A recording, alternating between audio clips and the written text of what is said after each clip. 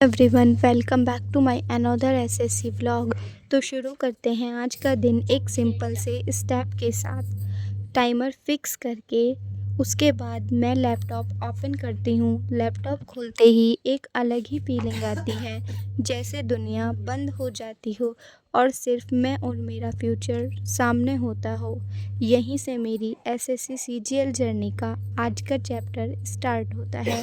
सबसे पहले मैंने मैथ्स का लेक्चर लिया और लेक्चर के साथ साथ क्वेश्चंस भी सॉल्व करती गई।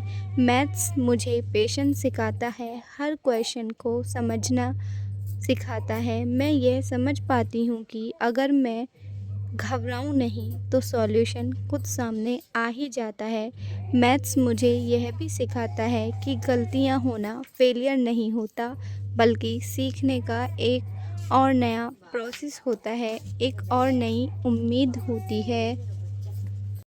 मैथ्स के बाद मैंने ली जीके जीएस की क्लास और पूरी कंसंट्रेशंस के साथ नोट्स बनाए।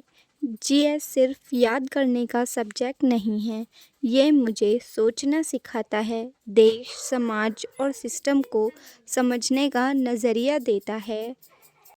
नोट्स बनाते वक्त मुझे लगता है जैसे मैं सिर्फ एग्ज़ाम की तैयारी नहीं कर रही, बल्कि अपनी थिंकिंग को भी स्ट्रॉन्ग बना रही हूँ। अपने सोचने, समझने और सीखने के तरीके को एक नई और बेहतर दिशा दे रही हूँ। यह मेरे आज के लिए और आने वाले कल के लिए बहुत ज़रूरी है कि आज मेरे देश में, मेरे राज्य में, मेरे शहर में क्या हो रहा है, इसके बारे में मुझे सब कुछ पता हो। लेकिन जीके जीएस अपने आप में इतने लॉन्ग टॉपिक्स हैं कि समझ ही नहीं आता। आपने आज कंप्लीट करके छोड़ा है और कल फिर देश में कुछ ऐसा काम हो जाएगा जो आपको फिर कवर करना पड़ेगा। उसके बाद मैंने रीज़निंग की बुक उठाई और धीरे धीरे क्वेश्चन सॉल्व करने लगी। रीज़निंग मुझे ये फ़ील करवाता है कि अगर दिमाग शांत हो तो सबसे कंफ्यूजिंग चीज़ भी क्लियर हो जाती है। ये सब्जेक्ट मुझे ओवर थिंकिंग से निकाल कर लॉजिकल सोच की तरफ ले जाता है, जो एग्ज़ाम के साथ साथ ज़िंदगी में भी काफ़ी काम आता है। ये हमें यही सिखाता है कि कोई भी चीज़ सिर्फ पेशेंस के साथ ही सॉल्व की जा सकती है, क्योंकि हमारा जब कोई भी क्वेश्चन गलत हो, कोई भी टॉपिक गलत हो, तो हम अक्सर उम्मीद हार जाते हैं। लेकिन ऐसा करना ज़रूरी नहीं। हर ठोकर हमें एक नई मंजिल, एक नई आशा की तरफ लेके जाती है। हमें हमेशा अपने आप पर एक भरोसा होना चाहिए। मैं हर सब्जेक्ट को कम से भी कम 2 डेढ़ घंटा ज़रूर देती हूँ और मैथ्स को आपसे भी यही कहूँगी कि आप मैथ्स को सबसे ज़्यादा टाइम दें। लगभग 3 या ढाई घंटे तो कंपल्सरी हैं।